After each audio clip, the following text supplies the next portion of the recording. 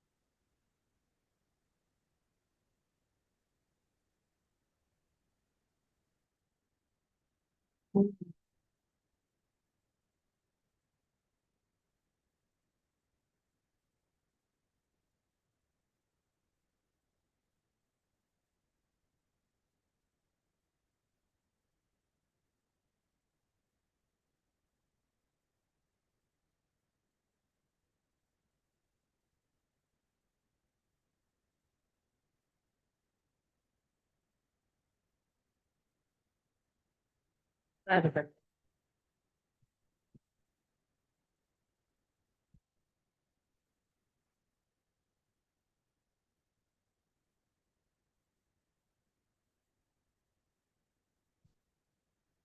अज्ञानतिमिरन्धस्य ज्ञानाञ्जनशलाकाय चक्षुरुन्मिलितं येन तस्मै श्रीगुरुवे नमः।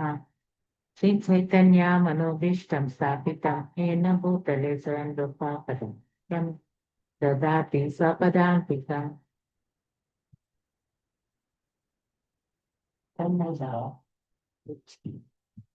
वन्देऽहं श्रीगुरु श्रीयुतपदकमलं श्रीगुरुन् वैष्णवांश श्रीरूपं साग्रजातं सहगण रघुनाथान्वितं तं साजीवं साद्वैतं सावधूतं परिजनसहितं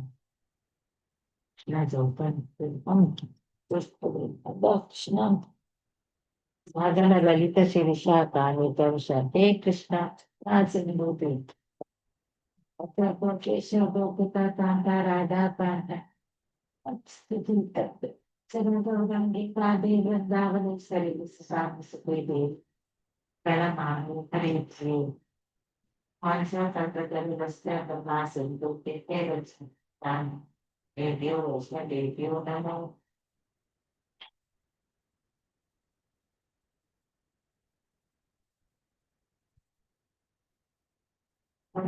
पुष्पमालाय पुष्पाय स्वामी विद्यामि नमस्ते सरस्वती देवी गौरवाणी प्रचारिताय पाश्चात्यदेशकारि राधे श्री कृष्ण चैतन्य प्रभु नित्यानंद राधा श्रीवासुदेव गौर भक्तवृंद। हरे कृष्णा कृष्णा कृष्णा हरे हरे हरे राम राम राम हरे हरे। हरे कृष्णा कृष्णा कृष्णा हरे हरे हरे राम राम राम हरे हरे। कृष्ण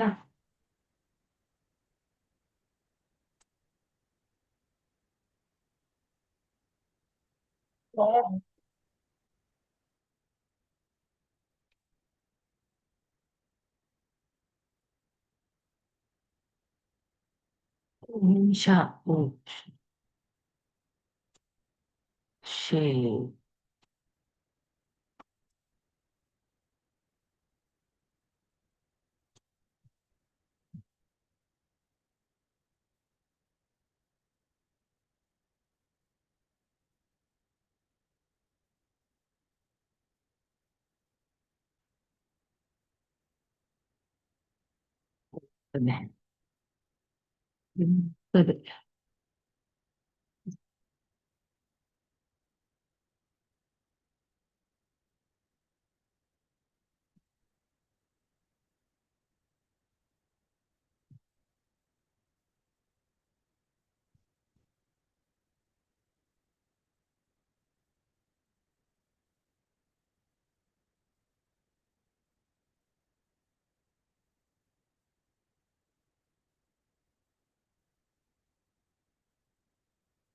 ಡೌನ್ಲೋಡ್ ಆಗ್ತಾವ.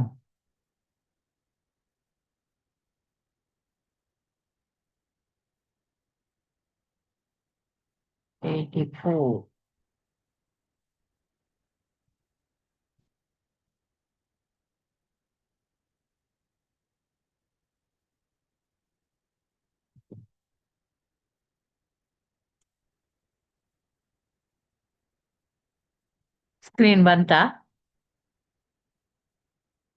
ಬಂದಿದೆ ಮಾತಾಜಿ. Okay okay.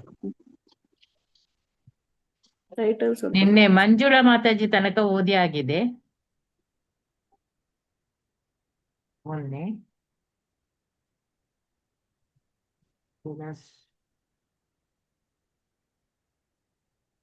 ಮಂಜುಳಾ ಸುರೇಶ್ ಓದಿದ್ದೀರಾ? ಇಲ್ಲ ಮಾತಾಜಿ, ನಾನು ಓದಿ. 1 ವೀಕ್ ಆಗೋಯ್ತು ನೆಟ್ ಪ್ರಾಬ್ಲಮ್ ಆಗಿ. ಓದಿ ಓದಿ. ಎಲ್ಲಿಂದ ಮಾತಾಜಿ? ಒಂದ್ ನಿಮಿಷ. ಕೃಷ್ಣ ದೇವೋತ್ತಮ ಪರಮ ಪುರುಷ.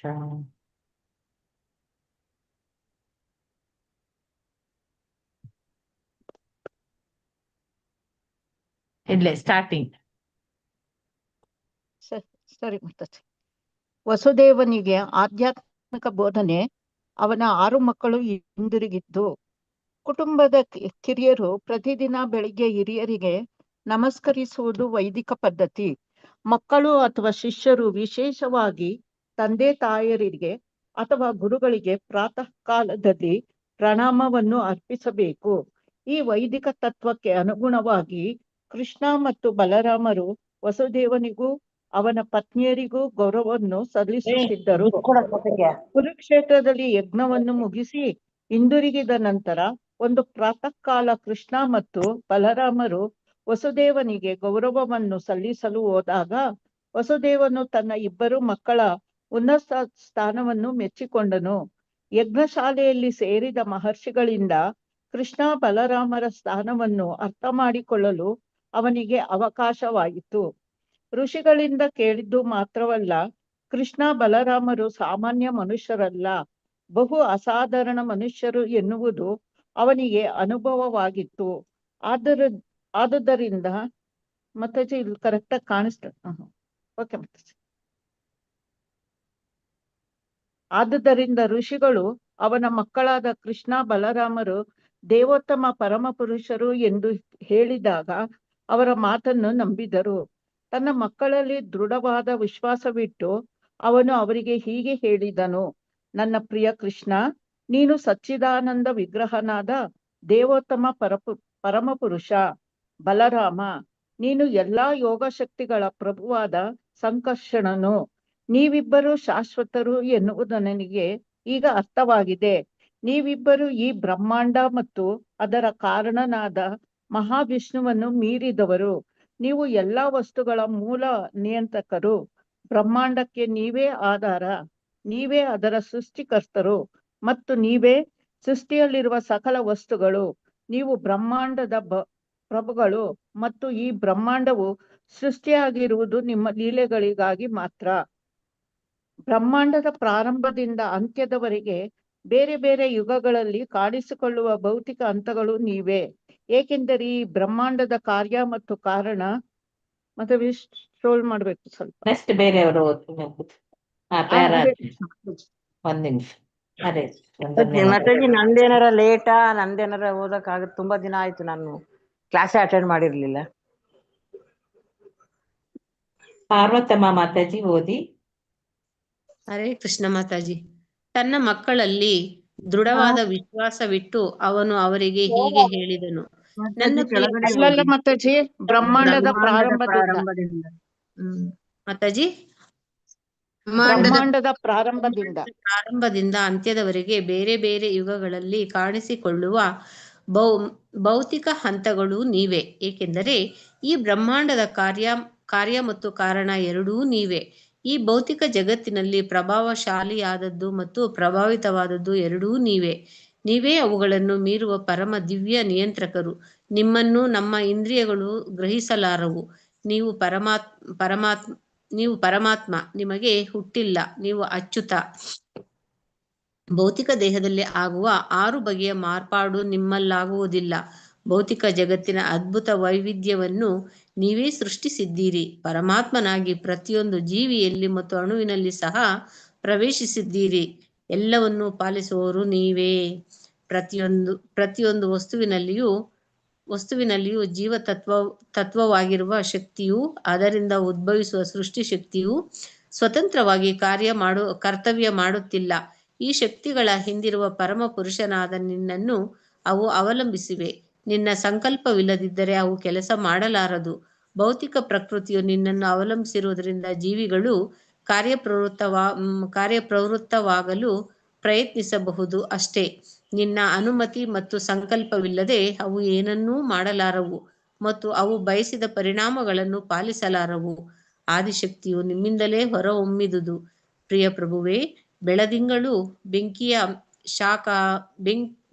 ಶಾಖ, ಸೂರ್ಯ ಕಿರಣಗಳು, ನಕ್ಷತ್ರಗಳ ಥಳಥಳಿಸುವ ಬೆಳಕು, ಬಹುಶಕ್ತಿಯುತವಾಗಿ ಕಾಣಿಸಿಕೊಳ್ಳುವ ಸಿಡಿಲು, ಪರ್ವತಗಳ ಗಾಂಭೀರ್ಯ, ಭೂಮಿಯ ಶಕ್ತಿ ಎಲ್ಲವೂ ನಿಮ್ಮ ವಿವಿಧ ಸ್ವರೂಪಗಳು. ನೀರಿನ ಪರಿಶುದ್ಧ ರುಚಿ ಮತ್ತು ಎಲ್ಲ ಜೀವವನ್ನು ಪಾಲಿಸುವ ಶಕ್ತಿ ಇವು ನಿಮ್ಮ ಲಕ್ಷಣಗಳು. ನೀರು ಮತ್ತು ಅದರ ರುಚಿಯೂ ನೀವೇ. ಪ್ರಿಯ ಹರೇ ಪ್ರಭುವೇ, ಕೃಷ್ಣ ಮಾತಾಜಿ, ಧನ್ಯವಾದಗಳು ಮಾತಾಜಿ. ಪದ್ಮಾ ಮಾತಾಜಿ ಓದಿ. ಹರೇ ಕೃಷ್ಣ ಮಾತಾಜಿ.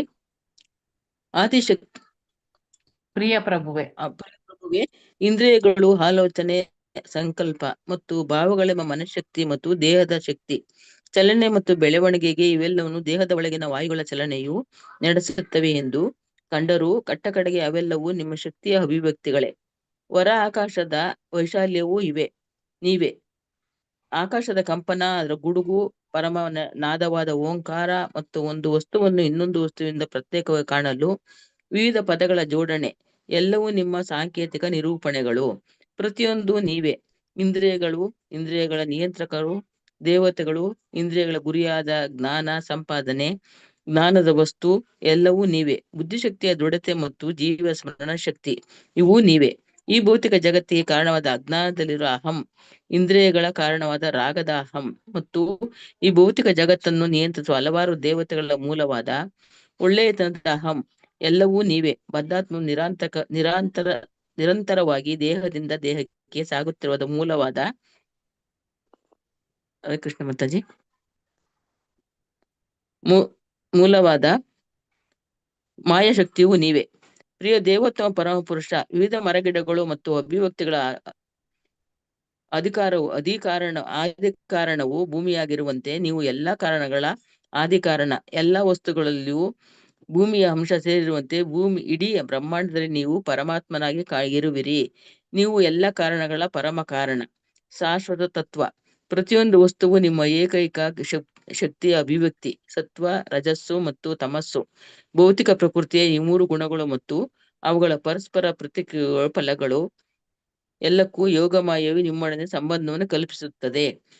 ಅವು ಸ್ವತಂತ್ರವೆಂದು ಜನ ಭಾವಿಸುತ್ತಾರೆ, ಆದರೆ ಸಮಸ್ತ ಭೌತಿಕ ಶಕ್ತಿಯು ಪರಮಾತ್ಮದ ನಿಮ್ಮನ್ನು ಅವಲಂಬಿಸಿದೆ.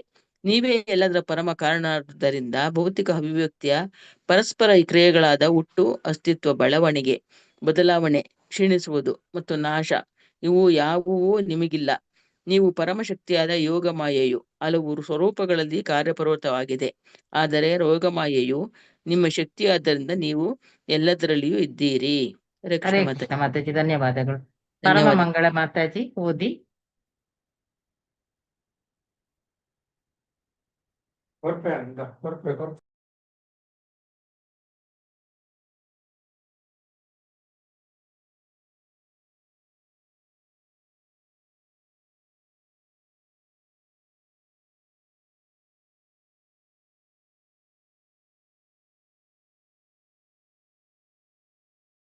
ಹರೇ ಕೃಷ್ಣ ಕರೆದ್ರ ಮಾತಾಜಿ?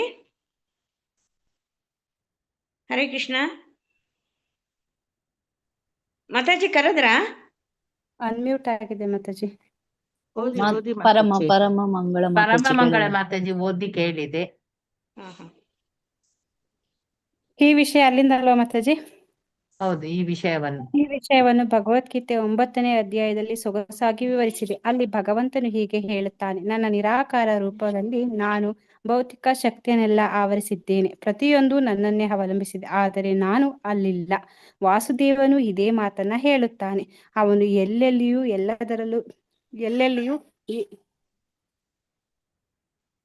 ಎಲ್ಲೆಲ್ಲಿಯೂ ಇಲ್ಲ ಎಲ್ಲದರ ಅರ್ಥ. ಅವನ ಶಕ್ತಿಯು ಎಲ್ಲೆಲ್ಲಿಯೂ ಕೆಲಸ ಮಾಡುತ್ತಿದ್ದರೂ ಅವನು ಎಲ್ಲದರ ದೂರದಲ್ಲಿದ್ದಾನೆ ಎಂದು ಇದನ್ನು ಒಂದು ಸ್ಥೂಲ ಉದಾಹರಣೆ ಅರ್ಥ ಮಾಡಿಕೊಳ್ಳಬಹುದು. ಒಂದು ದೊಡ್ಡ ಕಚೇರಿಯ ಮುಖ್ಯ ಅಧಿಕಾರಿಯು ಶಕ್ತಿಯ ಅಥವಾ ವ್ಯವಸ್ಥೆಯ ವ್ಯವಹಾರದ ಮೂಲ ಕಡೆಯಲ್ಲೂ ಕೆಲಸ ಮಾಡುತ್ತಿರುತ್ತದೆ, ಆದರೆ ಪ್ರತಿಯೊಂದು ಶಾಖೆಯಲ್ಲೂ ಅಥವಾ ಆವರಣದಲ್ಲಿ ಮಾಲೀಕನು ಇರುವನೆಂದು ಕೆಲಸಗಾರನಿಗೆ ಎನಿಸುತ್ತಿದ್ದರೂ ಮಾಲೀಕನೇ ಅಲ್ಲಿದ್ದಾನೆಂದು ಅರ್ಥವಲ್ಲ. ಪ್ರತಿಯೊಂದು ಇಲಾಖೆಯಲ್ಲಿ ಮಾಲೀಕನ ಭೌತಿಕ ಇರುವ ಔಪಚಾರಿಕ ಅಷ್ಟೇ, ವಾಸ್ತವವಾಗಿ ಅವನ ಶಕ್ತಿಯು ಎಲ್ಲೆಲ್ಲಿಯೂ ಹಾಗೆಯೇ ದೇವೋತ್ತಮ ಪರಮ ಪುರುಷನ ಅವನ ಶಕ್ತಿಗಳ ಕಾರ್ಯದಲ್ಲಿ ಅನುಭವವಾಗುತ್ತದೆ. ಆದ್ದರಿಂದ ಏಕಕಾಲದಲ್ಲಿ ಪ್ರಭುವಿನೊಡನೆ ಏಕತ್ವ ಮತ್ತು ಭಿನ್ನತೆ ಈ ಎಲ್ಲೆಲ್ಲಿಯೂ ದೃಢಪಡುತ್ತದೆ. ಪ್ರಭುವು ಒಬ್ಬನು, ಆದರೆ ಅವನ ಶಕ್ತಿಗಳು ಭಿನ್ನವಾದವು. ವಾಸುದೇವನು ಹೀಗೆಂದನು, ಭೌತಿಕ ಜಗತ್ತು ನದಿಯಂತೆ ಪ್ರಕೃತಿಯ ಭೌತಿಕ ಗುಣಗಳಾದ ಸತ್ವ, ತಾಮಸ ಮತ್ತು ರಾಜಸಗಳು ಅದರ ಅಲೆಗಳು. ಈ ಭೌತಿಕ ಶರೀರದ ಇಂದ್ರಿಯಗಳ ಚಿಂತನೆ, ಭಾವನೆ, ಸಂಕಲ್ಪಗಳನ್ನು ಸಹಜ ಶಕ್ತಿಗಳು, ಸುಖ ದುಃಖ. ಹರೇ ಕೃಷ್ಣ ಮಾತಾಜಿ, ಸ್ವಲ್ಪ ಮುಂದೆ.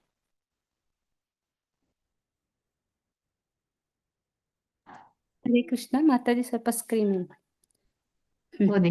ಸುಖ ದುಃಖಗಳು, ಮೋಹ, ಕಾಮನೆಗಳನ್ನು, ಅವ್ಯವಸ್ಥೆಗಳು ಎಲ್ಲವೂ ಈ ತ್ರಿಗುಣಗಳ ವಿವಿಧ ಉತ್ಪನ್ನಗಳ ಈ ಭೌತಿಕ ಪ್ರಕ್ರಿಯೆಯನ್ನು ಮೀರಿದ್ದು ನಿನ್ನ ದಿವ್ಯ ಅಸ್ತಿತ್ವವನ್ನು ಅರ್ಥ ಮಾಡಿಕೊಳ್ಳಲಾರದ ಮೂರ್ಖನು ಕಾಮಕ್ಕೆ ನಿರಂತರವಾಗಿ ಸಿಕ್ಕಿಕೊಂಡು ಹುಟ್ಟು ಸಾವುಗಳ ಪ್ರಕ್ರಿಯೆಗೆ ಗುರಿಯಾಗುತ್ತಾನೆ. ಅವನಿಗೆ ಬಿಡುಗಡೆಯ ಸಾಧ್ಯತೆಯೇ ಇಲ್ಲ.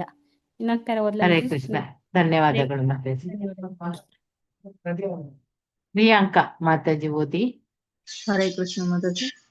ಭಗವದ್ಗೀತೆಯ 4ನೇ ಅಧ್ಯಾಯದಲ್ಲಿ ಪ್ರಭು ಈ ಮಾತನ್ನು ಇನ್ನೊಂದು ರೀತಿಯಲ್ಲಿ ಹೇಳುತ್ತಾನೆ. ದೇವೋತ್ತಮ ಪರಮ ಪುರುಷನ ಸ್ವರೂಪ ಮತ್ತು ಕಾರ್ಯಗಳನ್ನು ತಿಳಿದವನು ಭೌತಿಕ ಪ್ರಕೃತಿಯ ಹಿಡಿತದಿಂದ ಪಾರಾಗಿ ಭಗವದ್ಧಾಮಕ್ಕೆ ಹಿಂದಿರುಗುತ್ತಾನೆ ಎಂದು ಅಲ್ಲಿ ಹೇಳಿದೆ. ಆದುದರಿಂದ ಕೃಷ್ಣನ ದಿವ್ಯ ನಾಮ, ರೂಪ, ಕಾರ್ಯಗಳು ಮತ್ತು ಗುಣಗಳು ಭೌತಿಕ ಪ್ರಕೃತಿಯಿಂದ ಆದುವಲ್ಲ.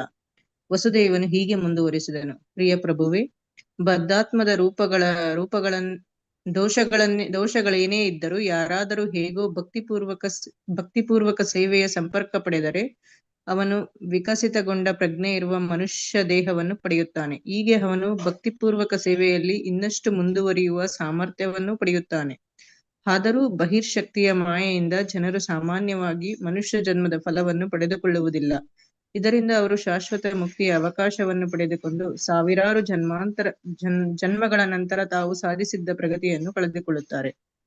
ಜೀವನದ ದೈಹಿಕ ಕಲ್ಪನೆಯಲ್ಲಿ ಮಿಥ್ಯ ಅಹಂಕಾರದಿಂದ ಮನುಷ್ಯನು ದೇಹದಿಂದ ಜನಿಸಿದ ಮಕ್ಕಳಲ್ಲಿ ಮೋಹವನ್ನಿಟ್ಟುಕೊಳ್ಳುತ್ತಾನೆ. ಬದ್ಧ ಜೀವದಲ್ಲಿ ಮಿಥ್ಯ ಬಾಂಧವ್ಯ ಮತ್ತು ಮಿಥ್ಯ ಮೋಹಗಳ ಬಲೆಯಲ್ಲಿ ಪ್ರತಿಯೊಬ್ಬನೂ ಸಿಕ್ಕಿಕೊಳ್ಳುತ್ತಾನೆ. ಇಡೀ ಜಗತ್ತು ಭೌತಿಕ ಬಂಧನದ ಮಿಥ್ಯೆಯ ಭಾವದಿಂದ ನಡೆಯುತ್ತದೆ. ನೀವಿಬ್ಬರೂ ನನ್ನ ಪುತ್ರರಲ್ಲ ಎಂದು ನನಗೆ ಗೊತ್ತು. ನೀವು ಆದಿಪ್ರಭು ಮತ್ತು ಸೃಷ್ಟಿಕರ್ತರು, ಪ್ರಧಾನ ಮತ್ತು ಪುರುಷ ಎನ್ನುವ ದೇವೋತ್ತಮ ಪರಮ ಪುರುಷರು. ಆದರೆ ತಮ್ಮ ಸೈನ್ಯ ಶಕ್ತಿಯನ್ನು ವೃದ್ಧಿ ಮಾಡಿಕೊಂಡು ಪ್ರಜ್ಞಾಪೀಡಕರಾದ ಕ್ಷತ್ರಿಯ ಅರಸರನ್ನು ಕೊಂದು ಭೂಭಾರವನ್ನು ಕಡಿಮೆ ಮಾಡಲು ನೀವು ಭೂಲೋಕಕ್ಕೆ ಬಂದಿದ್ದೀರಿ. ಈ ವಿಷಯವನ್ನು ನೀನು ಆಗಲೇ ನನಗೆ ತಿಳಿಸಿದ್ದೀಯಾ ಪ್ರಭುವೇ. ನೀನು ಶರಣಾದ ಆತ್ಮಕ್ಕೆ ಆಶ್ರಯವನ್ನು ಮತ್ತು ಸಾಧುಗಳ ಮತ್ತು ದೀನರ ಪರಮಹಿತೇಶಿ. ಆದುದರಿಂದ ನಾನು ನಿನ್ನ ಚರಣ ಕಮಲಗಳಲ್ಲಿ ಆಶ್ರಯ ಪಡೆಯುತ್ತಿದ್ದೇನೆ. ಭೌತಿಕ ಅಸ್ತಿತ್ವದ ತೊಡಕಿನಿಂದ ನಿನ್ನ ಚರಣ ಕಮಲಗಳು ಮಾತ್ರ ಮನುಷ್ಯನಿಗೆ ಮುಕ್ತಿ ನೀಡಬಲ್ಲವು. ಹರೇ ಕೃಷ್ಣ ಮಾತಾಜಿ. ಪರಮ ಮಂಗಳ ಮಾತಾಜಿ, ಸ್ಕ್ರೀನ್ ಶೇರ್ ಮಾಡಿ. ಅಷ್ಟರ ತನಕ ನಾನು ಇದನ್ನು ಸ್ಟಾಪ್ ಮಾಡ್ತೇನೆ, ವಿವರಣೆ ಕೊಡ್ತೇನೆ. ಪೇಜ್ ನಂಬರ್ ಎಷ್ಟು ಮಾತಾಜಿ? 642. 642. ಅಮ್ಮ ಕೃಷ್ಣ, ಹರೇ ಕೃಷ್ಣ. ಕೇಳ್ತದಲ್ಲ ನಾನು ಮಾತನಾಡುದು? ಕೇಳಿಸ್ತೇನೆ ಮಾತಾಜಿ. ವಾಸುದೇವನಿಗೆ ಆಧ್ಯಾತ್ಮಿಕ ಬೋಧನೆ ಮತ್ತೆ ಅವನ 6 ಮಕ್ಕಳು ಹಿಂದಿರುಗಿದ್ದು. ಈ 84ನೇ ಅಧ್ಯಾಯ. ಇಲ್ಲಿ ಕುಟುಂಬದ ಕಿರಿಯರು ಪ್ರತಿದಿನ ಬೆಳಿಗ್ಗೆ ಹಿರಿಯರಿಗೆ ನಮಸ್ಕರಿಸುವುದು ವೈದಿಕ ಪದ್ಧತಿ. ಮಕ್ಕಳ ಅಥವಾ ಶಿಷ್ಯರ, ವಿಶೇಷವಾಗಿ ತಂದೆ ತಾಯಿಯರಿಗೆ ಅಥವಾ ಗುರುಗಳಿಗೆ ಪ್ರಾತಃ ಕಾಲದಲ್ಲಿ ಪ್ರಣಾಮವನ್ನು ಅರ್ಪಿಸಬೇಕು. ಈಗಲೂ ಕೆಲವು ಕಡೆ ಇದೆ, ಇನ್ನು ಕೆಲವು ಕಡೆ ಮಾಯ ಆಗಿದೆ. ಈ ವೈದಿಕ ತತ್ವಕ್ಕೆ ಅನುಗುಣವಾಗಿ ಕೃಷ್ಣ ಮತ್ತು ಬಲರಾಮರು ವಸುದೇವನಿಗೂ ಮತ್ತು ಅವನ ಪತ್ನಿಯರಿಗೂ ಗೌರವವನ್ನು ಸಲ್ಲಿಸುತ್ತಿದ್ದರು. ಕುರುಕ್ಷೇತ್ರದಲ್ಲಿ ಯಜ್ಞವನ್ನು ಮುಗಿಸಿ ಹಿಂದಿರುಗಿದ ನಂತರ ಒಂದು ಪ್ರಾತಃ ಕಾಲ ಕೃಷ್ಣ ಮತ್ತು ಬಲರಾಮರು ವಸುದೇವನಿಗೆ ಗೌರವವನ್ನು ಸಲ್ಲಿಸಲು ಹೋದಾಗ ವಸುದೇವನು ತನ್ನ ಇಬ್ಬರು ಮಕ್ಕಳ ಉನ್ನತ ಸ್ಥಾನವನ್ನು ಅವನು ಮೆಚ್ಚಿಕೊಳ್ತಾನೆ. ಇಲ್ಲಿ ಯಜ್ಞಶಾಲೆಯಲ್ಲಿ ಸೇರಿದ ಮಹರ್ಷಿಗಳಿಂದ ಕೃಷ್ಣ ಬಲರಾಮರ ಸ್ಥಾನವನ್ನು ಅರ್ಥ ಮಾಡಿಕೊಳ್ಳಲು ಅವನಿಗೆ ಅವಕಾಶ ಆಯಿತು. ಋಷಿಗಳಿಂದ ಕೇಳಿದ್ದು ಮಾತ್ರವಲ್ಲ, ಕೃಷ್ಣ ಬಲರಾಮರ ಸಾಮಾನ್ಯ ಮನುಷ್ಯರು ಅಲ್ಲ ಅಂತೇಳಿ ಬಹು ಅಸಾಧಾರಣ ಮನುಷ್ಯರು ಎನ್ನುವುದೀಗ ಅವರಿಗೆಲ್ಲ ಅನುಭವಕ್ಕೆ ಆಯಿತು. ಇಲ್ಲಿ ಆದುದರಿಂದ ಋಷಿಗಳು ಅವನ ಮಕ್ಕಳಾದ ಕೃಷ್ಣ ಬಲರಾಮರು ದೇವೋತ್ತಮ ಪರಮಪುರುಷರು ಎಂದು ಹೇಳಿದಾಗ ಅವರ ಮಾತನ್ನು ಅವರು ನಂಬಿದರು. ತನ್ನ ಮಕ್ಕಳಲ್ಲಿ ದೃಢವಾದ ವಿಶ್ವಾಸವಿಟ್ಟು ಅವನು ಅವರಿಗೆ ಹೀಗೆ ಹೇಳಿದನು: ನನ್ನ ಪ್ರಿಯ ಕೃಷ್ಣ, ನೀನು ಸಚ್ಚಿದಾನಂದ ವಿಗ್ರಹನಾದ ದೇವೋತ್ತಮ ಪರಮಪುರುಷ. ಬಲರಾಮ, ನೀನು ಎಲ್ಲಾ ಯೋಗ ಶಕ್ತಿಗಳ ಪ್ರಭುವಾದ ಸಂಕರ್ಷಣನು. ನೀವಿಬ್ಬರು ಶಾಶ್ವತರು ಎನ್ನುವುದು ನನಗೆ ಈಗ ಅರ್ಥವಾಗಿದೆ. ನೀವಿಬ್ಬರು ಈ ಬ್ರಹ್ಮಾಂಡ ಮತ್ತು ಅದರ ಕಾರಣವರಾದ ಮಹಾವಿಷ್ಣುವನ್ನು ಮೀರಿದವರು ಅಂತ ಹೇಳಿ.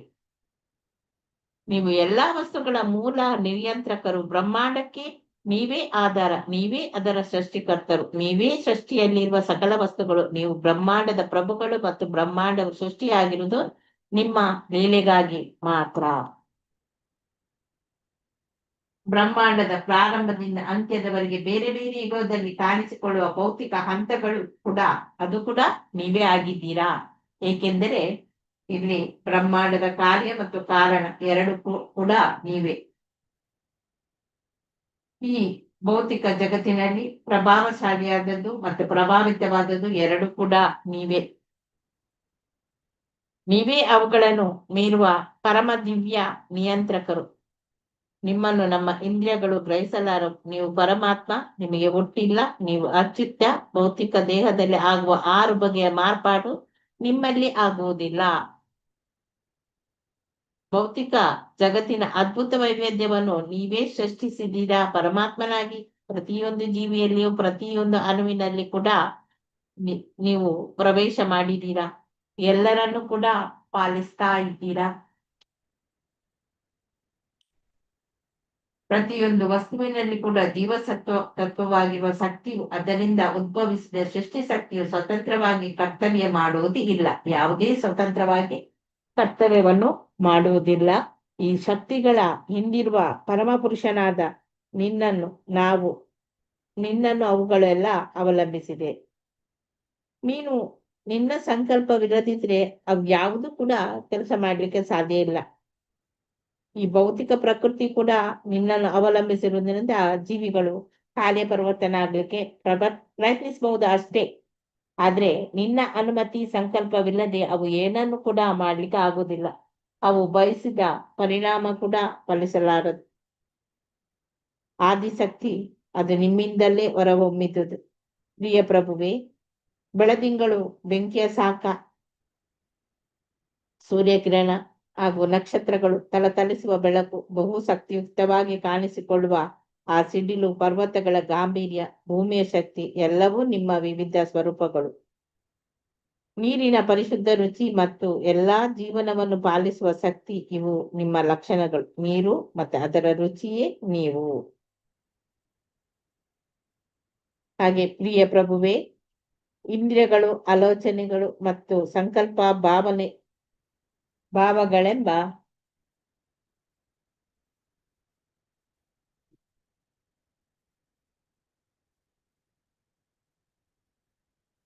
ಆ ಮನಶಕ್ತಿ, ದೇಹದ ಶಕ್ತಿ, ಚಲನೆ, ಇನ್ನು ಬೆಳವಣಿಗೆ, ಇವೆಲ್ಲವೂ ದೇಹದ ಒಳಗಿನ ವಾಯು ಚಲನೆ ನಡೆಸ್ತದೆ ಅಂತ ಕಂಡ್ರು ಕೂಡ ಕಟ್ಟ ಕಡೆಗೆ ಇವೆಲ್ಲವೂ ಭಗವಂತನ ನಿಮ್ಮ ಶಕ್ತಿಯ ಅಭಿವ್ಯಕ್ತಿಗಳೇ. ಅವರ ಆಕಾಶದ ವೈಶಲ್ಯವು ಕೂಡ ನೀವೇ ಆಗಿದ್ದೀರ. ಆಕಾಶದ ಕಂಪನ ಅಂದ್ರೆ ಗುಡುಗು, ಆ ಪರಮನಾದವಾದ ಓಂಕಾರ, ಒಂದು ವಸ್ತುವನ್ನು ಇನ್ನೊಂದು ವಸ್ತುವಿನಿಂದ ಪ್ರತ್ಯೇಕವಾಗಿ ಕಾಣಲು ವಿವಿಧ ಪದಗಳ ಜೋಡಣೆ ಎಲ್ಲವೂ ಕೂಡ ನಿಮ್ಮ ಸಾಂಕೇತಿಕ ನಿರೂಪಣೆಗಳು. ಪ್ರತಿಯೊಂದು ಕೂಡ ನೀವೇ ಆಗಿದ್ದೀರಾ. ಇಂದ್ರಿಯಗಳ ನಿಯಂತ್ರಕರು, ದೇವತೆಗಳು, ಹಾಗೆ ಇಂದ್ರಿಯಗಳ ಗುರಿಯಾದ ಜ್ಞಾನ ಸಂಪಾದನೆ, ಜ್ಞಾನದ ವಸ್ತು ಎಲ್ಲವೂ ಕೂಡ ನೀವೇ. ಬುದ್ಧಿಶಕ್ತಿಯ ದೃಢತೆ ಮತ್ತು ದಿವ್ಯ ಸ್ಮರಣ ಶಕ್ತಿ ಇವೆಲ್ಲ ನೀವೇ ಆಗಿದ್ದೀರಾ. ಈ ಭೌತಿಕ ಜಗತ್ತಿನ ಅಜ್ಞಾನದ ಕಾರಣದಿಂದಾಗಿ ನಾವು ಅಹಂ ಇಂದ್ರಿಯಗಳ ಕಾರಣವಾದ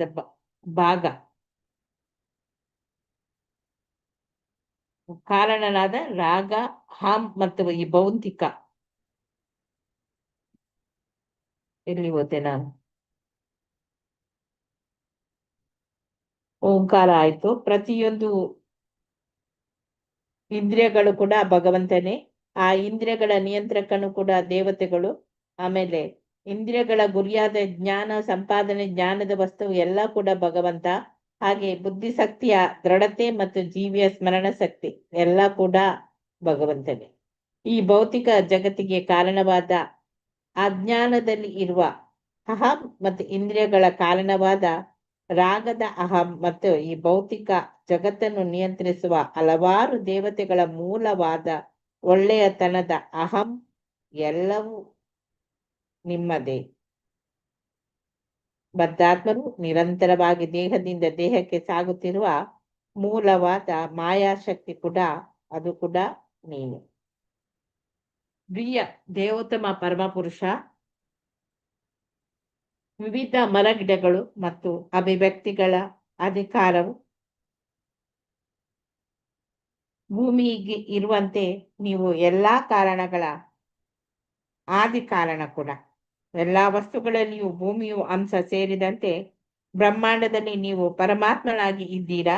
ನೀವು ಎಲ್ಲಾ ಕಾರಣಗಳ ಪರಮ ಕಾರಣನು, ಶಾಶ್ವತ ತತ್ವ. ಪ್ರತಿಯೊಂದು ವಸ್ತುವು ಕೂಡ ನಿಮ್ಮ ಏಕೈಕ ಶಕ್ತಿಯ ಅಭಿವ್ಯಕ್ತಿ. ಸತ್ವ, ರಜಸ್ಸು, ತಮಸ್ಸು ಈ ಭೌತಿಕ ಪ್ರಕೃತಿಯ 3 ಗುಣಗಳು ಕೂಡ ಅವುಗಳ ಪರಸ್ಪರ ಪ್ರತಿಕ್ರಿಯೆಯ ಫಲಗಳು. ಎಲ್ಲಕ್ಕೂ ಯೋಗ ಮಾಯೆಯೇ ನಿನ್ನೊಡನೆ ಸಂಬಂಧವನ್ನು ಕಲ್ಪಿಸಿಕೊಳ್ಳುತ್ತಾಳೆ.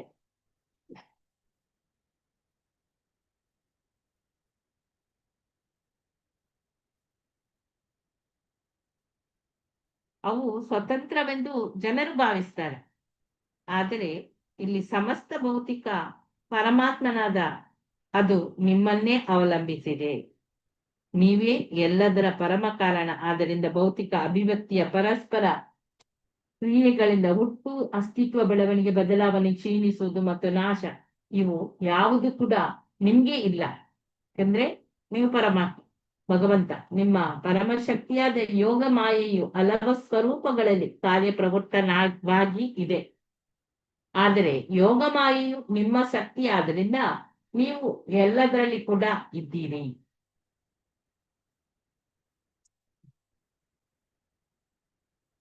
ಎಲ್ಲಿ ತನಕ ಓದಿಯಾಗಿದೆ? 642 ಪೇಜ್ ತನಕ ಆಗಿದೆ ಅಲ್ಲ? ಹೌದು. ಈ ವಿಷಯವನ್ನು ಹೇಳ್ತದಲ್ಲ. ಹರೇ ಕೃಷ್ಣ. ಕೇಳಿಸ್ತಾ ಇದೆ ಮಾತಾಡಿ. ಭಗವದ್ಗೀತೆಯ 9ನೇ ಅಧ್ಯಾಯದಲ್ಲಿ ಇದನ್ನೆಲ್ಲ ಸರಿಯಾಗಿ ವಿವರಿಸಿದ್ದಾರೆ. ಭಗವಂತ ಅಲ್ಲಿ ಹೇಳ್ತಾನೆ, ನನ್ನ ನಿರಾಕಾರ ರೂಪದಲ್ಲಿ ನಾನು ಭೌತಿಕ ಶಕ್ತಿಯನ್ನೆಲ್ಲ ಆವರಿಸಿದ್ದೇನೆ, ಪ್ರತಿಯೊಂದು ನನ್ನನ್ನು ಅವಲಂಬಿಸಿದೆ ಅಂತೆ. ಆದರೆ ನಾನು ಅಲ್ಲಿಲ್ಲ. ವಸುದೇವನು ಇದೇ ಮಾತನ್ನು ಇಲ್ಲಿ ಹೇಳ್ತಾನೆ.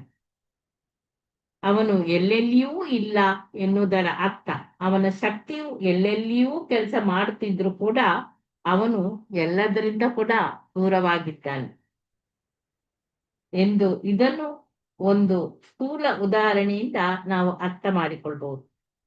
ಒಂದು ದೊಡ್ಡ ಕಚೇರಿ, ಅಲ್ಲಿ ಮುಖ್ಯ ಅಧಿಕಾರಿ ಅವನ ಶಕ್ತಿಯಿಂದ ಅಥವಾ ಅವನ ವ್ಯವಸ್ಥೆಯಿಂದ ವ್ಯವಹಾರ ಮೂಲೆ ಮೂಲೆಯಲ್ಲಿ ಕೂಡ ಕೆಲಸ ಮಾಡುತ್ತಾ ಇರ್ತದೆ.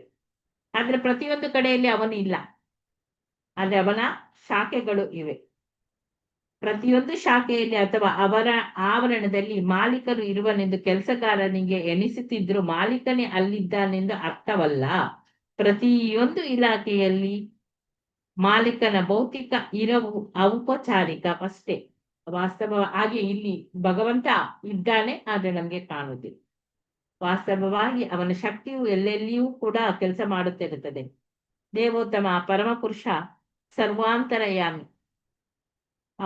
ಅವನ ಶಕ್ತಿಗಳು ಎಲ್ಲಾ ಕಡೆ ಕೂಡ ಎಲ್ಲಾ ಕೆಲಸದಲ್ಲಿ ಕೂಡ ಅನುಭವ ಆಗ್ತದೆ.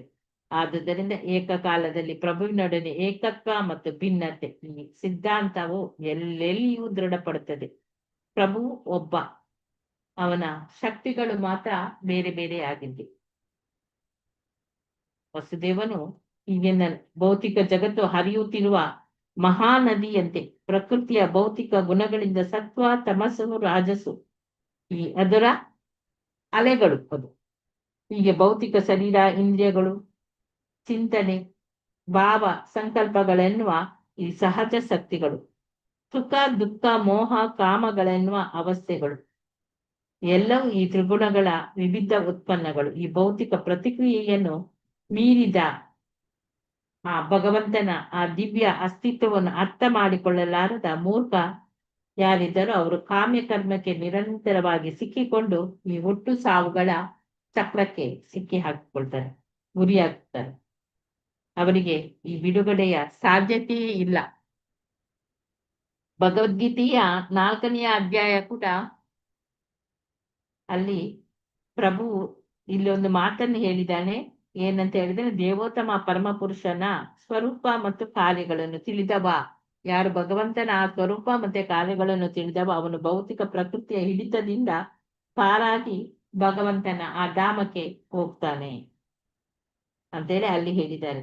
ಆದುದರಿಂದ ಕೃಷ್ಣನ ಈ ದಿವ್ಯ ನಾಮ, ರೂಪ, ಕಾರ್ಯಗಳು ಮತ್ತು ಗುಣಗಳು ಇದು ಭೌತಿಕ ಪ್ರಕೃತಿಯಿಂದ ಆದದ್ದು ಅಲ್ಲ. ವಸುದೇವನು ಹಾಗೆಯೇ ಮುಂದುವರಿಸ್ತಾನೆ. ವಸುದೇವ ಅಲ್ಲಿ, ಪ್ರಿಯ ಪ್ರಭುವೇ, ಬದ್ಧಾತ್ಮನ ದೋಷಗಳು ಇದ್ರೂ ಕೂಡ, ಏನೇ ಇದ್ರೂ ಕೂಡ ಯಾರಾದ್ರೂ ಹೇಗೋ ಭಕ್ತಿಪೂರ್ವಕ ಸೇವೆಯ ಸಂಪರ್ಕ ನಡೆದ್ರೆ ಸಾಕು ಅವನು ವಿಕಸಿತಗೊಳ್ತಾನೆ. ಪ್ರಜ್ಞೆ ಇರುವ ಮನುಷ್ಯ ದೇಹವನ್ನು ಪಡೆಯುತ್ತಾನೆ. ಹೀಗೆ ಅವನ ಭಕ್ತಿಪೂರ್ವಕ ಸೇವೆಯಲ್ಲಿ ಅವನು ಇನ್ನಷ್ಟು ಮುಂದುವರಿಯುವ ಸಾಮರ್ಥ್ಯವನ್ನು ಪಡೆದು ಮತ್ತೆ ಆ ಬಾಹಿರ್ಶಕ್ತಿಯ ಮಾಯೆಯಿಂದ ಪಾರಾಗಿ ಅವನು ಆ ಜನ್ಮ ಮತ್ತೆ ಸಾಮಾನ್ಯವಾಗಿ ಆ ಪುನರಪಿ ಜನ್ಮಕ್ಕೆ ಪುನಃ ಬರುವುದಿಲ್ಲ ಅವನು. ಅದಕ್ಕೆ ಇದರಿಂದ ಅವನು ಶಾಶ್ವತ ಮುಕ್ತಿಯನ್ನು ಪಡಿತಾನೆ ಅಂತೇಳಿ ಹೇಳ್ತಾರೆ. ಸಾವಿರಾರು ಜನ್ಮಗಳ ನಂತರ ತಾವು ಸಾಧಿಸಿದ ಪ್ರಗತಿಯನ್ನು ಈ ಶಾಶ್ವತ ಮುಕ್ತಿ ಪಡೆಯುತ್ತದೆ. ಅದಕ್ಕೆ ನಾವು ಆಧ್ಯಾತ್ಮಿಕಕ್ಕೆ ಬರ್ಬೇಕು. ಈ ಭೌತಿಕದ ಭವಬಂಧನವೆಂಬ ಸಾಗರದಲ್ಲಿ ನಾವು ಮುಳುಗಿ ಹೋಗಿದ್ದೇವೆ, ಅದರಿಂದ ಬಿಡುಗಡೆಯನ್ನು ಹೊಂದಬೇಕು ಅಂತ ಹೇಳಿ ಇಲ್ಲಿ ಹೇಳ್ತಾರೆ. ಇನ್ನು ಭಗವಂತನ ಈ ದೈಹಿಕ ಕಲ್ಪನೆಯಲ್ಲಿ ಮಿಥ್ಯ ಅಹಂಕಾರದಿಂದ ಮನುಷ್ಯನು ದೇಹದಿಂದ ಜನಿಸಿದ ಮಕ್ಕಳಲ್ಲಿ ಮೋಹವನ್ನು ಇಟ್ಟುಕೊಳ್ಳುತ್ತಾನೆ. ಬದ್ಧ ಜೀವನದಲ್ಲಿ ಈ ಮಿಥ್ಯ ಬಾಂಧವ್ಯ ಮತ್ತು ಮಿಥ್ಯ ಜೋಡಣೆಗಳ ಬಲೆಯಲ್ಲಿ ನಾವೆಲ್ಲ ಪ್ರತಿಯೊಬ್ಬರು ಕೂಡ ಸಿಕ್ಕಿಹಾಕಿಕೊಂಡಿದ್ದೇವೆ. ನಾನು ಕೂಡ ಸಿಕ್ಕಿಹಾಕಿಕೊಂಡಿದ್ದೇನೆ. ಇಡೀ ಜಗತ್ತು ಭೌತಿಕ ಬಂಧನದ ಆ ಮಿಥ್ಯೆಯ ಭಾವದಿಂದ ನಡೆಯುತ್ತಾ ಇದೆ. ಹೌದೋ ಅಲ್ಲವೋ?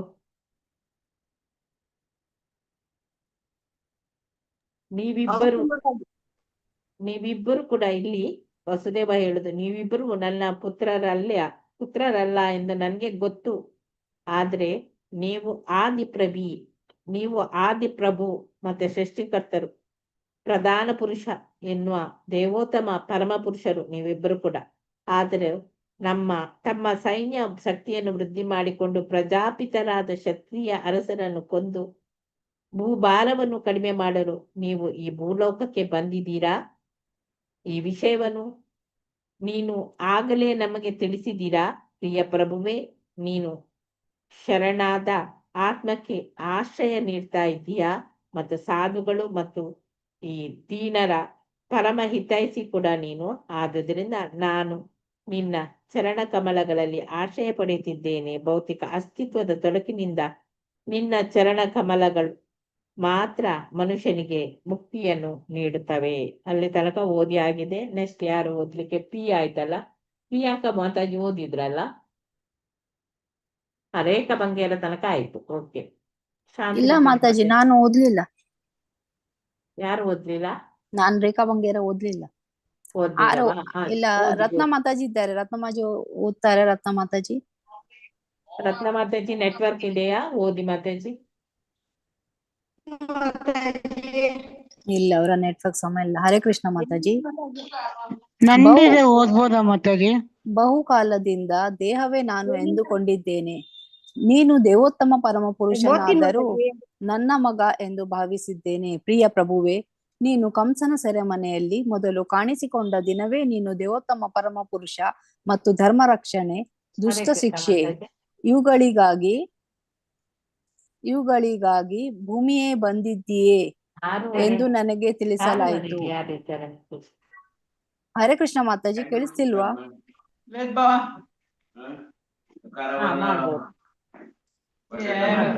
ಎಂದು ನನಗೆ ತಿಳಿಸಾಯಿತು.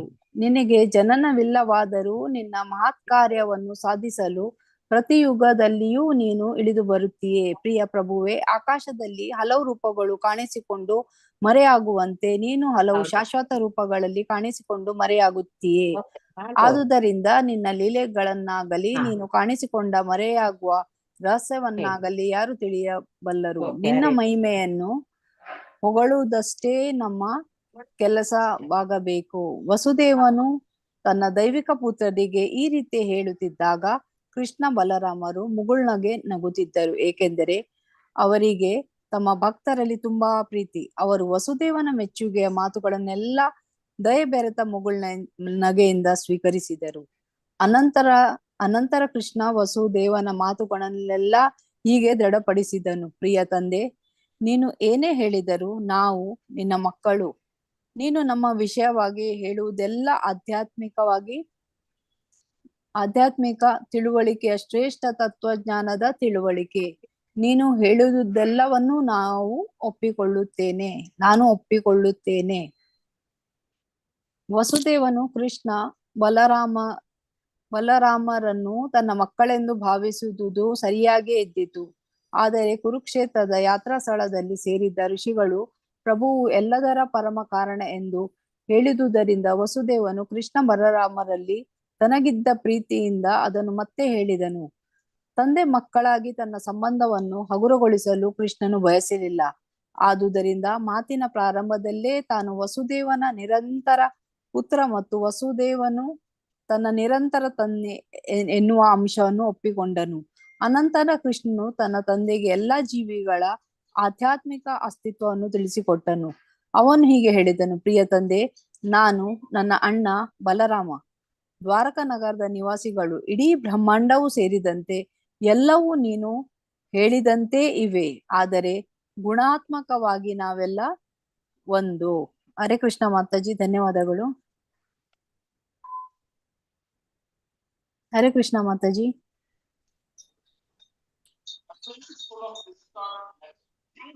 ಹರೇ ಕೃಷ್ಣ ಮಾತಾಜಿ, ಧನ್ಯವಾದಗಳು. ಧನ್ಯವಾದಗಳು ಮಾತಾಜಿ. ನೆಕ್ಸ್ಟ್ ಧನ್ಯವಾದಗಳು ಮಾತಾಜಿ. ನೆಕ್ಸ್ಟ್ ಆರ್ಗಿಂತ ನೆಕ್ಸ್ಟ್ ಯಾರು? ಶಾಂತಿ ರೂಪಿಣಿ ಮಾತಾಜಿ ಓದಿ.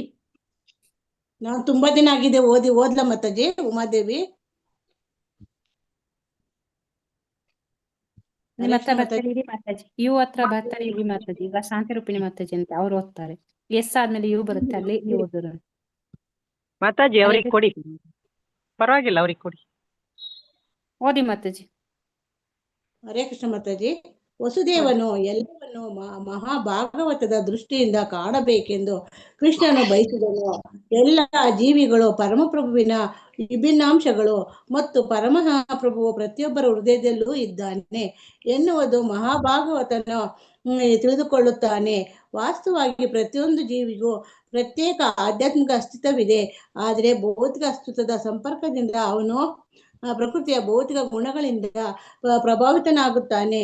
ದೇಹದ ಬದುಕಿನ ಕಲ್ಪನೆಯೇ ಅವನನ್ನು ಆವರಿಸಿಬಿಡುತ್ತದೆ. ತನ್ನ ಜೀವಾತ್ಮದ ಗುಣವು ದೇವೋತ್ತಮ ಪರಮಪುರುಷನ ಗುಣವು ಒಂದೇ ಎನ್ನುವುದನ್ನು ಮರೆತು ಬಿಡುತ್ತಾನೆ. ಒಬ್ಬ ವ್ಯಕ್ತಿಗೂ ಇನ್ನೊಬ್ಬ ವ್ಯಕ್ತಿಗೂ ಭೌತಿಕ ಆಚ್ಛಾದನೆಯಲ್ಲಿ ಇರುವ ವ್ಯತ್ಯಾಸದಿಂದ ಅವರಿಬ್ಬರು ಬೇರೆ ಎಂದು ಮನುಷ್ಯನು ತಪ್ಪಾಗಿ ಭಾವಿಸಿಬಿಡುತ್ತಾನೆ. ದೇಹಗಳ ನಡುವಣ ವ್ಯತ್ಯಾಸದಿಂದ ಜೀವಾತ್ಮವು ನಮಗೆ ಬೇರೆಯಾಗಿ ಕಾಣುತ್ತದೆ. ಅನಂತರ ಕೃಷ್ಣನು ಪಂಚಭೂತಗಳ ಸೊಗಸಾದ ಉದಾಹರಣೆಯನ್ನು ಕೊಟ್ಟನು. ಪೃಥ್ವಿ ಏನು ಮಾತಾಜಿ? ಅಪ್ಪು, ತೇಜಸ್ಸು, ಆಕಾಶ ಮತ್ತು ವಾಯು. ಈ ಪಂಚಭೂತಗಳು ಭೌತಿಕ ಜಗತ್ತಿನಲ್ಲಿ ಪ್ರತಿಯೊಂದು ವಸ್ತುವಿನಲ್ಲಿಯೂ ಇದೆ. ಅದು ಮಣ್ಣಿನ ಮಡಿಕೆಯಾಗಿರಬಹುದು, ಅಥವಾ ಪರ್ವತವಾಗಿರಬಹುದು, ಅಥವಾ ಮರವಾಗಿರಬಹುದು, ಅಥವಾ ಬೆಂಡೋಲೆಯಾಗಿರಬಹುದು. ಪ್ರತಿಯೊಂದರಲ್ಲೂ ಪಂಚಭೂತಗಳ ಬೇರೆ ಬೇರೆ ಪ್ರಮಾಣದಲ್ಲಿರುತ್ತವೆ. ಈ ಪಂಚಭೂತಗಳು ಸೇರಿ ಅದು ಬೃಹದಾಕೃತಿ ಪರ್ವತ, ಸಣ್ಣ ಮಣ್ಣಿನ ಗಡಿಗೆಯು ಅದೇ ಅಂಶಗಳಿಂದ ಆದದ್ದು, ಆದರೆ ಸಣ್ಣ ಪ್ರಮಾಣದ್ದು. ಅದರಿಂದ ಎಲ್ಲ ಭೌತಿಕ ವಸ್ತುಗಳು ಬೇರೆ ಬೇರೆ ಆಕಾರಗಳಲ್ಲಿ ಅಥವಾ ಬೇರೆ ಬೇರೆ ಪ್ರಮಾಣಗಳಲ್ಲಿ ಇದ್ದರೂ ಅದೇ ಘಟಕಾಂಶಗಳಿಂದ ಆದವು. ಹೀಗೆಯೇ ಕೃಷ್ಣನಿಂದ ಪ್ರಾರಂಭವಾಗಿ ವಿಷ್ಣು ತತ್ವಗಳು ಮತ್ತು ಲಕ್ಷಾಂತರ ವಿಷ್ಣು ರೂಪಗಳು, ಹಾಗೆಯೇ ಬ್ರಹ್ಮನಿಂದ ಪ್ರಾರಂಭಿಸಿ ಸಣ್ಣ ಇರುವೆಯವರೆಗೂ ಬೇರೆ ಬೇರೆ ರೂಪಗಳಲ್ಲಿರುವ ಎಲ್ಲಾ ಜೀವಿಗಳು ಸೇರಿದಂತೆ ಜೀವಿಗಳೆಲ್ಲ ಚೇತನಾತ್ಮಕವಾಗಿ ಒಂದೇ ಗುಣವನ್ನು ಹೊಂದಿದೆ. ಕೆಲವು ಮೊತ್ತದಲ್ಲಿ ದೊಡ್ಡದಾಗಿರಬಹುದು, ಕೆಲವು ಸಣ್ಣದಾಗಿರಬಹುದು, ಆದರೆ ಗುಣಾತ್ಮಕವಾಗಿ ಅವೆಲ್ಲ ಒಂದೇ ಬಗೆಯವು. ಆದ್ದರಿಂದ ಪರಮಪ್ರಭುವಾದ ಕೃಷ್ಣನು ಎಲ್ಲಾ ಜೀವಿಗಳಲ್ಲಿ ಅತ್ಯಂತ ಉತ್ತಮನು ಮತ್ತು ಅವನು ಅವೆಲ್ಲವನ್ನು ಪಾಲಿಸಿ ಬದುಕಿನ ಅಗತ್ಯಗಳನ್ನೆಲ್ಲ ನೀಡುತ್ತಾನೆ ಎಂದು ಉಪನಿಷತ್ತಿನಲ್ಲಿ ಹೇಳಿದೆ. ಈ ಸಿದ್ಧಾಂತ ತಿಳಿದವರಿಗೆ ಪರಿಪೂರ್ಣ ಜ್ಞಾನವಿದೆ. ವೇದಗಳಲ್ಲಿ ತ್ವಂ ಅಸಿ ಹೇಳಿದೆ. ಈ ಸಿದ್ಧಾಂತ ತಿಳಿದವನಿಗೆ ಪರಿಪೂರ್ಣ ಜ್ಞಾನವಿದೆ. ವೇದದಲ್ಲಿ ತ್ವಂ ಅಸಿ, ನೀನು ಅದೇ ಎಂದು ಹೇಳಿದೆ. ಹೀಗೆಂದು ಪ್ರತಿಯೊಬ್ಬನು ದೇವರು ಎಂದರ್ಥವಲ್ಲ. ಗುಣಾತ್ಮಕವಾಗಿ ಪ್ರತಿಯೊಬ್ಬನ ಸ್ವಭಾವವು ಭಗವಂತನ ಸ್ವಭಾವವೇ ಎಂದರ್ಥ. ಹರೇ ಕೃಷ್ಣ ಮಾತಾಜಿ. ಧನ್ಯವಾದಗಳು. ಹರೇ ಕೃಷ್ಣ ಮಾತಾಜಿ. ಶಕುಂತಲಾ ಮಾತಾಜಿ ಓದಿ ಮಾತಾಜಿ. ಹರೇ ಕೃಷ್ಣ ಮಾತಾಜಿ.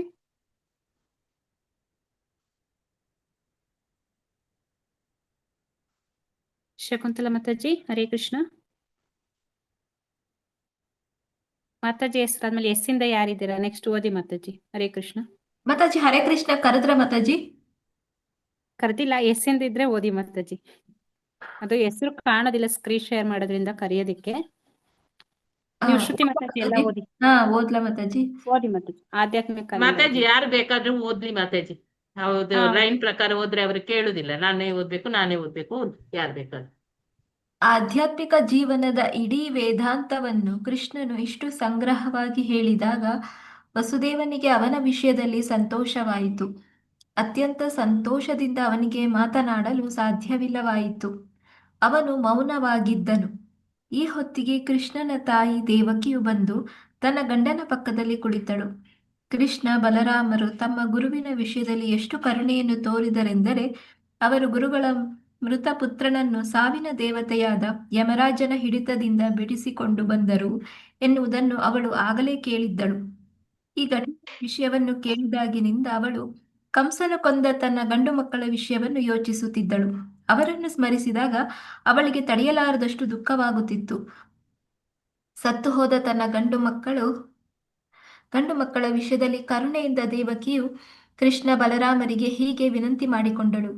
ಪ್ರೀತಿಯ ಬಲರಾಮ, ನೀನು ಪ್ರತಿಯೊಬ್ಬರಿಗೂ ಸಂತೋಷವನ್ನು ಶಕ್ತಿಯನ್ನು ಕೊಡುತ್ತೀಯೇ ಎಂದು ನಿನ್ನ ಹೆಸರೇ ತೋರಿಸುತ್ತದೆ. ನಿನ್ನ ಮಿತಿಯಿಲ್ಲದ ಶಕ್ತಿಯನ್ನು ನಮ್ಮ ಮನಸ್ಸುಗಳು ಮಾತುಗಳು ನಿಲುಕಲಾರವು. ಪ್ರಿಯ ಕೃಷ್ಣ, ನೀನು ಎಲ್ಲ ಯೋಗಿಗಳ ಪ್ರಭುವು, ಬ್ರಹ್ಮ ಮತ್ತು ಅವನ ಸಹಾಯಕರಂತಹ ಪ್ರಜಾಪತಿಗಳ ಒಡೆಯನು. ನೀನೇ ಮೂಲ ದೇವೋತ್ತಮ ಪರಮ ಪುರುಷನಾದ ನಾರಾಯಣನು ಎಂದು ನನಗೆ ಗೊತ್ತು. ಕಾಲಕ್ರಮದಲ್ಲಿ ತಪ್ಪುದಾರಿಯನ್ನು ಹಿಡಿದ ಎಲ್ಲ ದುಷ್ಕರ್ಮಿಗಳನ್ನು ನಾಶ ಮಾಡಲು ನೀನು ಇಳಿದು ಬಂದಿದ್ದೀಯೇ ಎಂದು ನನಗೆ ಗೊತ್ತು. ಅವರಿಗೆ ತಮ್ಮ ಮನಸ್ಸುಗಳು ಮತ್ತು ಇಂದ್ರಿಯಗಳ ಮೇಲೆ ನಿಯಂತ್ರಣವಿಲ್ಲ. ಅವರು ಸಾತ್ವಿಕ ಗುಣವನ್ನು ಕಳೆದುಕೊಂಡಿದ್ದಾರೆ ಮತ್ತು ಭೋಗ ಮತ್ತು ಅಹಂಕಾರಗಳ ಜೀವನದಲ್ಲಿ ಅಪೌರುಷೇಯ ಗ್ರಂಥಗಳ ಮಾರ್ಗದರ್ಶನವನ್ನು ಉದ್ದೇಶಪೂರ್ವಕವಾಗಿ ಅಲಕ್ಷ್ಯ ಮಾಡಿದ್ದಾರೆ. ಇಂತಹ ದುಷ್ಟರಾಜರನ್ನು ಕೊಂದು ಭೂಭಾರವನ್ನು ಕಡಿಮೆ ಮಾಡಲು ನೀನು ಇಳಿದು ಬಂದಿದ್ದೀಯೆ. ಪ್ರಿಯ ಕೃಷ್ಣ, ಬ್ರಹ್ಮಾಂಡದ ಕಾರಣ, ಸಮುದ್ರದಲ್ಲಿ ಮಲಗಿರುವ ಮತ್ತು ಇಡೀ ಸೃಷ್ಟಿಗೆ ಮೂಲನಾದ ಮಹಾವಿಷ್ಣುವು ನಿನ್ನ ಪೂರ್ಣ ವಿಸ್ತೃತ ರೂಪ ಮಾತ್ರ ಎಂದು ನನಗೆ ತಿಳಿದಿದೆ. ಬ್ರಹ್ಮಾಂಡದ ಸೃಷ್ಟಿ, ಸ್ಥಿತಿ, ಲಯಗಳು ನಿನ್ನ ಪೂರ್ಣ ಭಾಗದಿಂದ ಮಾತ್ರ ನಡೆಯುತ್ತವೆ. ಆದುದರಿಂದ ನಾನು ಸಂಪೂರ್ಣವಾಗಿ ನಿನ್ನಲ್ಲಿ ಆಶ್ರಯವನ್ನು ಪಡೆಯುತ್ತೇನೆ. ಹರೇ ಕೃಷ್ಣ. ಹರೇ ಕೃಷ್ಣ ಮಾತಾಜಿ. ಧನ್ಯವಾದಗಳು ಮಾತಾಜಿ. ನೆಕ್ಸ್ಟ್ ಓದಿ. ಎಸ್ ಇಂದ ಯಾರಿದ್ದೀರಾ? ಹರೇ ಕೃಷ್ಣ. ಹರೇ ಕೃಷ್ಣ ಮಾತಾಜಿ. ಓದಿ ಮಾತಾಜಿ. ಹರೇ ಕೃಷ್ಣ ಮಾತಾಜಿ. ಸಾಂದೀಪನಿ ಮುನಿಗಳು ಅಲ್ಲಿಂದ ಓದಿ. ಸಾಂದೀಪನಿ ಮುನಿಗಳಿಗೆ ನೀನು ಗುರುದಕ್ಷಿಣೆಯನ್ನು ಅರ್ಪಿಸಲು ಬಯಸಿದಾಗ ಅವರು ತಮ್ಮ ಮೃತನಾದ ಮಗನನ್ನು ಹಿಂದಕ್ಕೆ ಕರೆತರುವಂತೆ ಕೇಳಿದರೆಂದು ಆ ಹುಡುಗನು ಮೃತನಾಗಿ ಬಹುಕಾಲ ಕಳೆದಿದ್ದರೂ ನೀನು ಮತ್ತು ಬಲರಾಮ ಅವನನ್ನು ಯಮರಾಜನ ಹಿಡಿತದಿಂದ ಬಿಡಿಸಿ ಕರೆದುಕೊಂಡು ಬಂದಿರೆಂದು ಕೇಳಿದ್ದೇನೆ. ಈ ಕಾರ್ಯದಿಂದ ನೀನು ಎಲ್ಲ ಯೋಗಿಗಳ ಪರಮಪ್ರಭು ಎಂದು ನಾನು ಅರ್ಥ ಮಾಡಿಕೊಂಡಿದ್ದೇನೆ. ಎಂದರೆ ಕಂಸನು ಕೊಂದ ನನ್ನ ಎಲ್ಲ ಮಕ್ಕಳನ್ನು ಹಿಂದಕ್ಕೆ ಕರೆತರುವಂತೆ ಕೇಳುತ್ತಿದ್ದೇನೆ. ನೀನು ಅವರನ್ನು ಹಿಂದಕ್ಕೆ ಕರೆತೆಂದರೆ ನನ್ನ ಹೃದಯಕ್ಕೆ ಸಮಾಧಾನವಾಗುತ್ತದೆ. ಅವರನ್ನು ಒಮ್ಮೆ ನೋಡಿದರೆ ನನಗೆ ಮಹದಾನಂದವಾಗುತ್ತದೆ. ತಮ್ಮ ತಾಯಿಯ ಮಾತನ್ನು ಕೇಳಿ ಬಲರಾಮ ಮತ್ತು ಕೃಷ್ಣರು ತಮಗೆ ನೆರವಾಗಲು ಯೋಗ ಮಾಯೆಯನ್ನು ಕರೆದು ಸುತಳ ಎನ್ನುವ ಅಧೋಲೋಕಕ್ಕೆ ಹೊರಟರು. ದೇವೋತ್ತಮ ಪರಮಪುರುಷನು ವಾಮನಾವತಾರವನ್ನು ಎತ್ತಿದಾಗ ರಾಕ್ಷಸರ ಮಹಾರಾಜನಾದ ಬಲಿಯು ಅವನನ್ನು ಸಂತೋಷಪಡಿಸಿದ್ದನು. ಬಲಿ ಮಹಾರಾಜನು ತನ್ನ ಬಳಿ ಇದ್ದುದೆಲ್ಲವನ್ನೂ ಅವನಿಗೆ ದಾನ ಮಾಡಿದನು. ಮಹಾಭಕ್ತನಾದ ಬಲಿಯು ಬಲರಾಮ ಕೃಷ್ಣರು ತನ್ನ ಲೋಕಕ್ಕೆ ಬಂದರು ಎನ್ನುವುದನ್ನು ಕಂಡು ಸಂತೋಷ ಸಾಗರದಲ್ಲಿ ಮುಳುಗಿದನು. ಅವನು ಕೃಷ್ಣ ಬಲರಾಮನನ್ನು ತನ್ನ ಎದುರಿಗೆ ಕಾಣುತ್ತಲೇ ಅವನು ಅವನ ಕುಟುಂಬದವರು ಎದ್ದು ನಿಂತು ಪ್ರಭುವಿನ ಚರಣ ಕಮಲಗಳಿಗೆ ನಮಸ್ಕರಿಸಿದರು. ಬಲಿಯು ಅವರಿಬ್ಬರು ಅತ್ಯುತ್ತಮ ಪೀಠಗಳನ್ನು ಕೊಟ್ಟು ಅವರು ಕುಳಿತ ನಂತರ ಅವರ ಚರಣ ಕಮಲಗಳನ್ನು ತೊಳೆದನು. ಆ ನೀರನ್ನು ತನ್ನ ಮತ್ತು ತನ್ನ ಕುಟುಂಬದವರ ತಲೆಗಳ ಮೇಲೆ ಪ್ರೋಕ್ಷಿಸಿಕೊಂಡನು. ಕೃಷ್ಣ ಬಲರಾಮರ ಪಾದಗಳನ್ನು ತೊಳೆದ ನೀರು ಬ್ರಹ್ಮನಂತಹ ಮಹಾನ್ ದೇವತೆಯನ್ನು ಪರಿಶುದ್ಧಗೊಳಿಸಬಲ್ಲದು. ಹರೇ ಕೃಷ್ಣ ಮಾತಾಜಿ. ಧನ್ಯವಾದಗಳು. ನೆಕ್ಸ್ಟ್ ಓದಿ ಮಾತಾಜಿ. ಎಸ್ ಇಂದ ಯಾರಿದ್ದೀರಾ?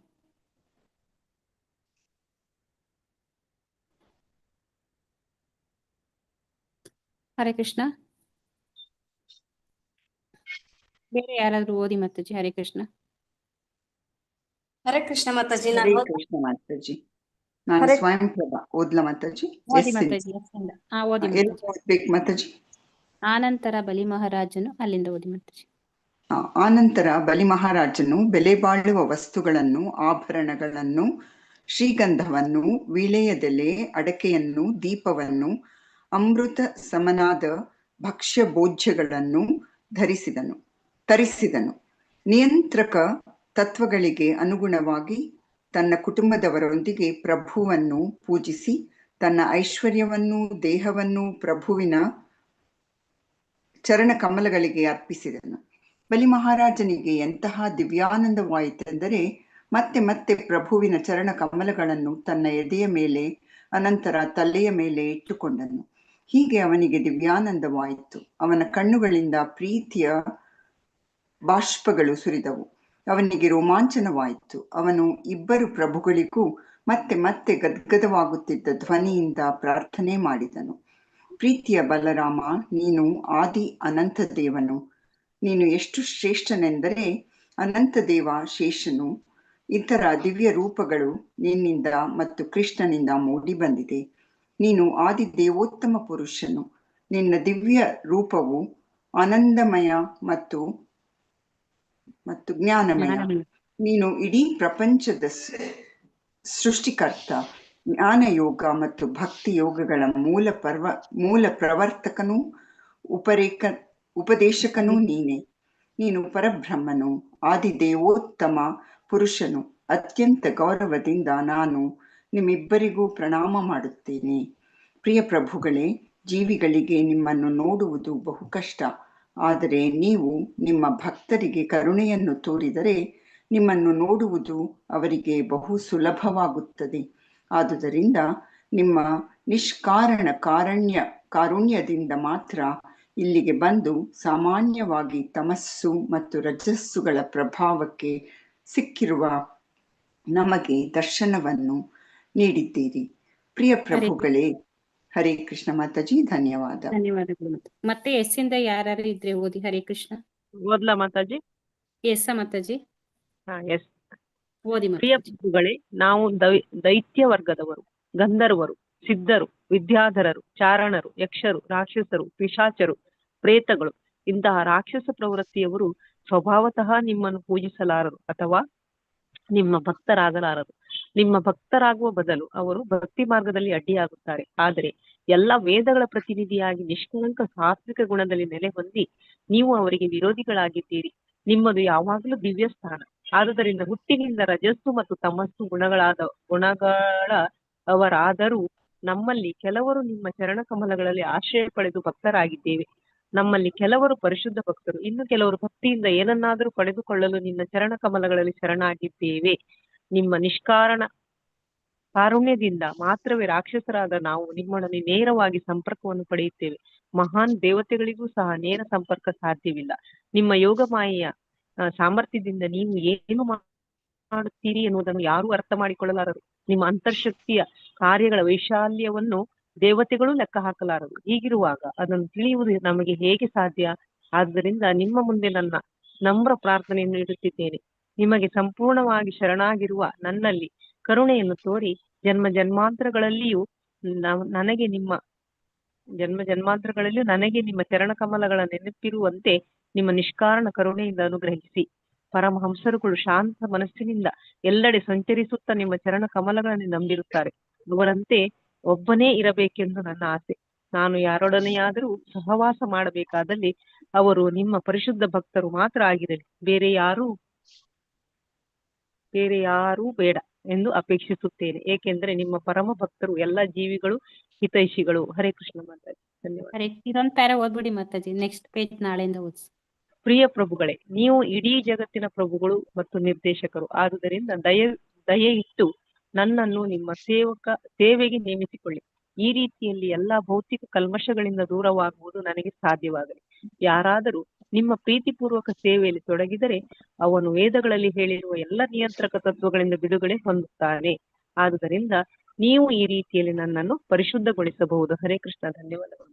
ಕೃಷ್ಣ ಮಾತಾಜಿ. ಧನ್ಯವಾದಗಳು. ಮಾತಾಜಿ ಇಲ್ಲಿ ಸ್ಟಾಪ್ ಮಾಡೋದ ಮಾತಾಜಿ? ಟೈಮ್ ಆಯ್ತಲ್ಲ? ಅಟೆಂಡೆನ್ಸ್ ಲಿಂಕ್ ಹಾಕಿ ಮಾತಾಜಿ. ಆ ಚಾಪ್ಟರ್ ಮುಗೀತಲ್ಲ ಮಾತಾಜಿ? ಇಲ್ಲ, ಇನ್ನು ಇದೆ. ಇಲ್ಲ ಮಾತಾಜಿ. ಓಕೆ, ಎಂಡ್ ಮಾಡೋಣ. ವಾಂಚ ಕಲ್ಪತರುಭ್ಯಶ್ಚ ಕೃಪಾ ಸಿಂಧುಭ್ಯ ಅಟೆಂಡೆನ್ಸ್ ಏವ ಲಿಂಕ್ ಚ ಹಾಕಿ ಮಾತಾಜಿ. ಪತಿತಾನಾಂ ಪಾವನೇಭ್ಯೋ ವೈಷ್ಣವೇಭ್ಯೋ ನಮೋ ನಮಃ. ಒಂದ್ ನಿಮಿಷ ಆಗ್ತಾರೆ ಮಾತಾಜಿ. ಮಾತಾಜಿ ಅಟೆಂಡೆನ್ಸ್ ಲಿಂಕ್ ಅಂತ ಮಾತಾಜಿ ಬೇಕಾ? ಹಾಕ್ಬೇಕಂತ ಮಾತಾಜಿ. ಅಯ್ಯಪ್ಪ ಕೃಷ್ಣ. ಬೇಡದಿದ್ರೆ ಬೇಡ ಬಿಡಿ ಮಾತಾಜಿ. ಹರೇ ಕೃಷ್ಣ ಮಾತಾಜಿ. ಧನ್ಯವಾದಗಳು. ಅದಕ್ಕೆ ಕೇಳಿದೆ ಮಾತಾಜಿ. ಏನ್ ಹೇಳಿದವರು? ಹಾಕ್ತಾರೆ ಒಂದ್ ನೀವು ಸೆಕೆಂಡ್ ಯಾವಾಗ್ಲೂ ಇರಿ ಮಾತಾಜಿ. ಹಾಕ್ಕೊಂಡಿದ್ರಲ್ಲ, ಅದಕ್ಕೆ ಹಾಕಿ ಮಾತಾಜಿ ಹಿಂದೆ. ಹಾಕ್ತಾರೆ ಮಾತಾಜಿ. ಒಂದ್ ನಿಮಿಷ ಆಗ್ತದೆ. ಅವಸರ ಮಾಡ್ಬೇಡಿ, ನಂಗೆ ಆಗುದಿಲ್ಲಪ್ಪ. ಅವಸರ ಮಾಡಿದ್ರೆ ನಾನೇ ಬಿದ್ದು. ನಾನು ಅವಸರ ಮಾಡ್ಲಿಲ್ಲ ಮಾತಾಜಿ. ಮಾತಾಜಿಗೆ ಹುಷಾರಿಲ್ಲ. ಒಂದ್ ನಿಮಿಷ ಹಾಕ್ತಾರೆ ಮಾತಾಜಿ. ಹಾಕ್ಲಿ ಮಾತಾಜಿ. ಹಾಕಿದ್ರು ಪರವಾಗಿಲ್ಲ, ಹಾಕಿದ್ರು ಪರವಾಗಿಲ್ಲ.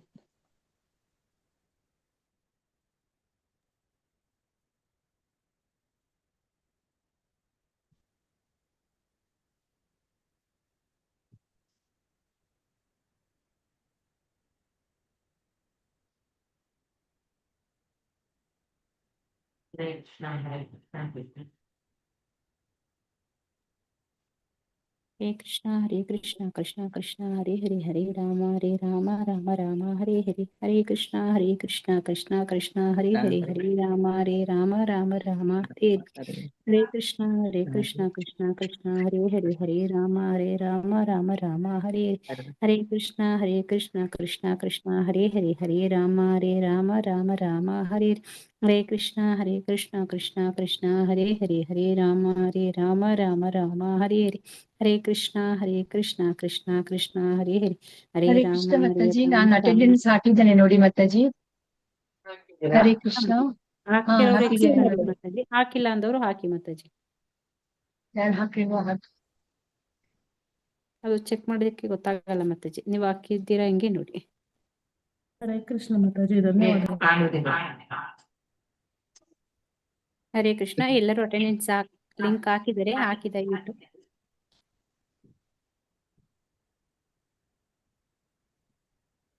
ಮಾತಾಜಿ ನಾಳೆಗೆ ಇಟ್ಕೊಳ್ಳಿ, ಕಾಪಿ ಪೇಸ್ಟ್ ಮಾಡಿ ಇಟ್ಕೊಳ್ಳಿ.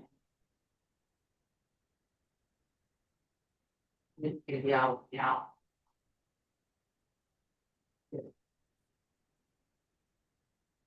ಹರೇ ಕೃಷ್ಣ ಮಾತಾಜಿ, ಧನ್ಯವಾದಗಳು. ಹರೇ ಕೃಷ್ಣ ಮಾತಾಜಿ, ಧನ್ಯವಾದಗಳು ಮಾತಾಜಿ. ಧನ್ಯವಾದಗಳು. ಧನ್ಯವಾದಗಳು ಮಾತಾಜಿ.